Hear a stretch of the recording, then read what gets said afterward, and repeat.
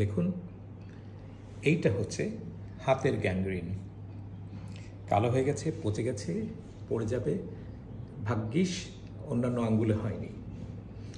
হাতে খুব সুন্দর পালস আছে। এখন দেখুন, এটা হচ্ছে পায়ের গ্যাংগ্রিন। একই মানুষের, সিগারেট খান, অ্যাঞ্জিওগ্রাম করা হয়েছে, ঠিক করার মতো এমন কোনো পাইপ নেই, সব সরু হয়ে গেছে। এমন না যে সব ঠিক আছে, এক জায়গায় শুরু হয়ে গেছে, এটাকে বেলুন পরিয়ে দিলাম বা রিং পরিয়ে দিলাম, এরকম কিছু নেই, সব শুরু হয়ে গেছে। ওনার সবচেয়ে বড় সমস্যা ছিল ওনার সিগারেট খাওয়া, এবং সেই জন্য এই ঘটনাটা হয়েছে। ওনার একমাত্র উপায় হচ্ছে ঔষধ খাওয়া, সিগারেট না খাওয়া, আর আস্তে আস্তে এটা যদি নিজে থেকে পড়ে যায় তাহলে সেটাই রক্ষা।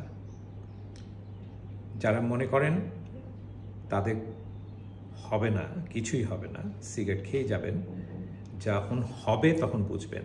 কার হবে এখন পর্যন্ত বলা যায় না, সায়েন্স সেই পর্যন্ত এসে পৌঁছায়নি।